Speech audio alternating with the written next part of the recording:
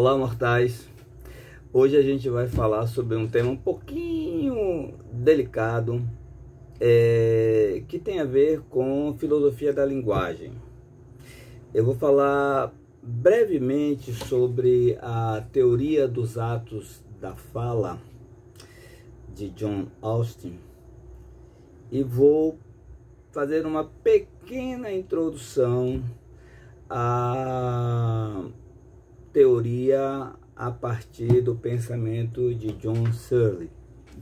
John Searle, velhinho, que tem encantado a galera do MIT, a galera do Vale do Silício, com suas ideias profundas sobre inteligência artificial, sobre a linguagem. A teoria dos atos da fala tenta, de alguma forma, analisar propostas anteriores, segundo as quais a função da linguagem seria descrever o mundo. Por exemplo, Ludwig Wittgenstein, no seu Tratados Lógico-Filosóficos, apresentou uma consistente teoria da linguagem enquanto representação do mundo, né? O mundo enquanto estados de coisas. E a ideia de Wittgenstein era estabelecer as bases para uma linguagem que fosse tão lógica a ponto de dar conta de qualquer expressão do que a gente vai chamar realidade. A tese de John Austin é de que, além de descrever o mundo, a linguagem, a fala, também tem a função de fazer coisas.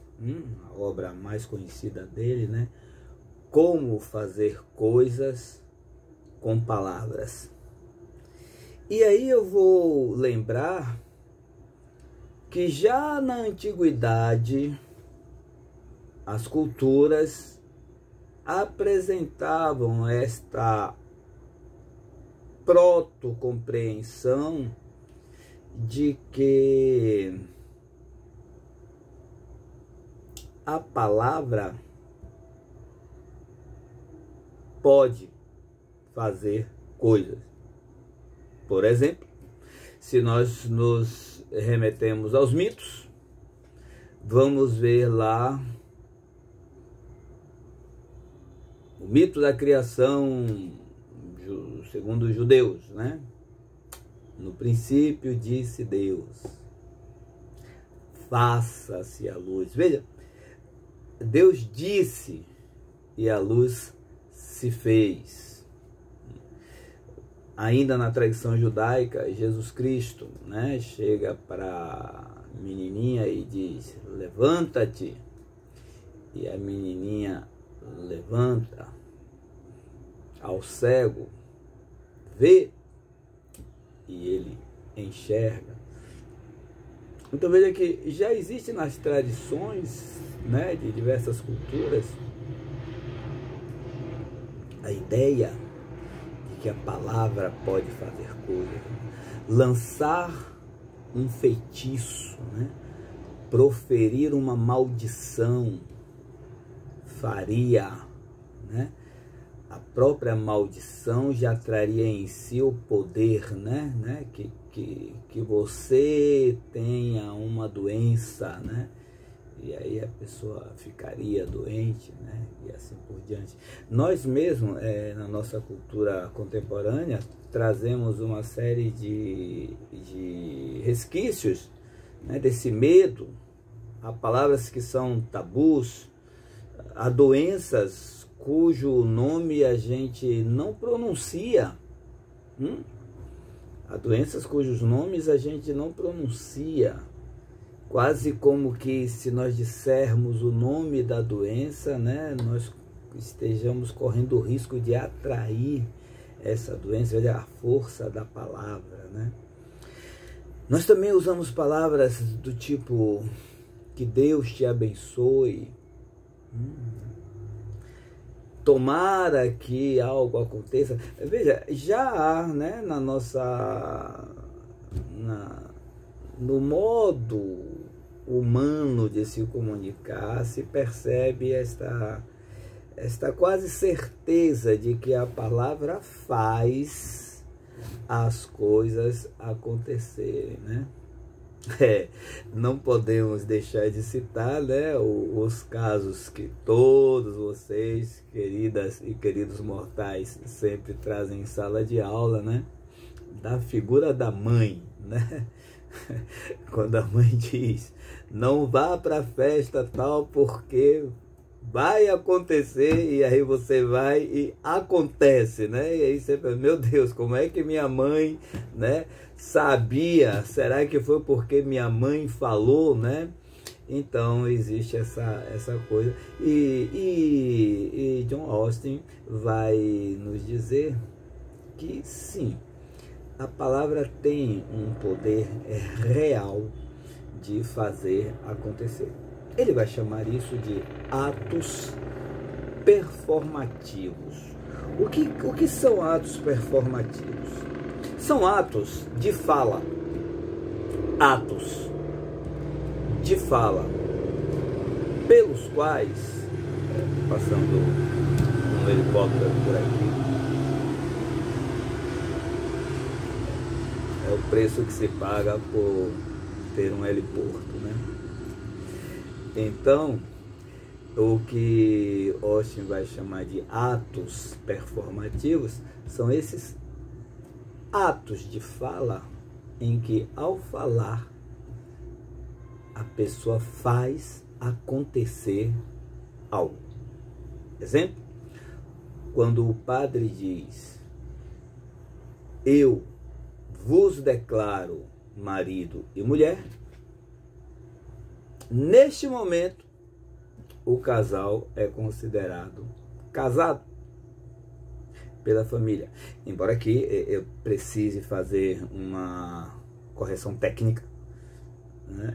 Do ponto de vista da teologia católica, o casamento se dá na união sexual, né, do homem e da mulher, né? Estamos aqui falando especificamente do casamento na compreensão heteronormativa da religião judaico-cristã patriarcal, que vai dar como resultado a religião católica, né, que é uma vertente, né, do judaísmo, né, o cristianismo, e que tem essa característica, né? Fazer aqui esse adendo em respeito também a outras compreensões, né, do que seja casamento. Mas quando o padre diz, eu vos declaro marido e mulher, ele está, nesse momento, criando as condições para que o casamento aconteça.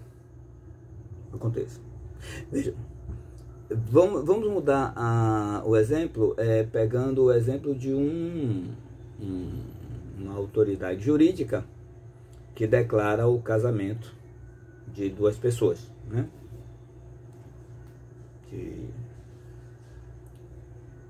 Não importa se homem, se mulher, se dois homens, se duas mulheres, enfim, né? Veja, quando a autoridade jurídica diz, pelo presente documento, eu vos declaro casados, é este documento, veja só, que faz o casamento. Não é o afeto, não é o fato de estarem juntos, não é o fato de se amarem, não é o fato de partilharem as mesmas dificuldades, as mesmas alegrias. Não, é esta declaração, eu vos declaro casados. Então, é disso que Austin está falando. Existem proferimentos, existem sentenças que fazem a coisa acontecer. Podemos pegar exemplos mais simples. Alguém coloca numa porta em determinada instituição, alguém coloca na porta de uma certa sala: proibida a entrada. Bem, qualquer pessoa que esteja dentro do grupo que é capaz de compreender essas regras, ao ver escrito proibida a entrada, não entra. Mesmo que a porta esteja destrancada, porque está escrito proibida a entrada, você não entra. É como se aquela palavra construísse uma barreira intransponível para as pessoas que concordam com aquilo. Alguém pode objetar dizendo assim: mas Adonis, e se a pessoa não respeitar? Essa palavra teve alguma força? Ok. Um muro é um muro se alguém resolver quebrar ele? Esse é o ponto. A palavra proibida entrar é um muro. Ela é um muro. Se alguém resolver desrespeitar, esse muro foi quebrado. Ele não deixou de ser muro. Assim como um muro que te impede de entrar no terreno, se for quebrado, não deixou de ser muro. Ele é um muro que foi quebrado, percebe? Ou seja, a função do muro é a função da palavra. Quando ela diz proibida entrar, a função. E portanto, diz Austin, em algumas sentenças nós não estamos apenas descrevendo a realidade. Uma coisa é dizer: esta é uma porta. Beleza, isso aqui é uma porta. Outra coisa é dizer: proibido entrar. Agora ficou óbvio que essa palavra criou uma barreira. Essa palavra criou uma barreira. Analisando a estrutura deste proferimento, Austin vai estabelecer, e aqui eu peço atenção a vocês, porque em muitos sites, pessoas de bom coração, com boa intenção, acabam dizendo assim: há 3 atos de fala. Não, não há 3 atos de fala. O ato de fala possui 3 dimensões. Explico, segundo Austin. Quando eu falo, eu te absolvo. Quando eu falo eu te absolvo, eu, juiz, legitimamente constituído, numa comunidade que respeita a jurisprudência, quando eu digo eu te absolvo, segundo Austin, existem 3 dimensões nessa fala. A primeira dimensão é a própria fala, que vai ser chamada de ato locucionário ou locutório, tanto faz. O ato locucionário é o ato de falar. Eu te absolvo. Falar algo com sentido. O ato ilocucionário tem a ver com o que eu estou pretendendo dizer ao dizer o que digo. Então, ao dizer eu te absolvo, eu estou pretendendo que a pessoa seja absolvida. Esta é a dimensão ilocucionária ou ilocutória do ato de fala. Bem, ao dizer eu te absolvo, ou eu te condeno, a perlocução será a absolvição ou a condenação. Então, se eu digo a um ladrão que ele está condenado, e ele é condenado e cumpre pena, então a dimensão perlocucionária ocorreu, foi bem sucedida. Se eu digo a um ladrão que ele está condenado, e ele, por artimanhas quaisquer, consegue se safar e não cumpre a pena, veja, ele está condenado. Mas a perlocução não foi bem sucedida. Alguns, por motivos quaisquer, dirão: tá vendo que ele não é ladrão? Não, não é disso que se trata. Trata-se de que a dimensão perlocucionária não foi bem sucedida. É o equivalente a eu colocar lá proibida a entrada numa porta e alguém mal educadamente, desrespeitando todos os acordos, quebrar a porta e entrar. Não significa que não era proibido. Era proibido, mas a pessoa entrou. A dimensão perlocucionária não funcionou. Vocês estão percebendo o que Austin está fazendo? Ele fala de 3 dimensões do mesmo ato. O ato de fala faz acontecer. E faz acontecer assim. Eu pronuncio, dimensão locucionária. Eu tenho uma intenção com esse pronunciamento, dimensão ilocucionária, e eu obtenho um resultado, dimensão perlocucionária. O resultado eu posso obter ou não, ou seja, eu posso ser bem sucedido ou não. Assim como ao jogar uma pedra para colher uma manga, eu posso acertar na manga ou não. Não significa que eu não joguei a pedra, mas errei no lançamento. Então eu não acertei. Eu joguei, tinha a intenção de acertar, mas não acertei. E assim, Austin explica o que seria o ato de fala. John Searle vai dizer uma série vai fazer uma série de considerações, mas eu vou aqui só para cumprir o prometido, falar de um aspecto. Ele vai dizer que no campo da ciência, por exemplo, pode acontecer algo um pouquinho diferente, porque a ciência pode dizer que uma coisa é e todo mundo passar a considerar que é porque a ciência disse. A diferença é que aí a ciência não está querendo fazer que seja. A ciência, ao dizer que é, está acreditando que de fato é. E ao descrever o fenômeno como agora a ciência percebe, ela acaba nos dando a clareza de que de fato é assim. Mas isso é assunto para outras conversas. Tchau, tchau, mortais.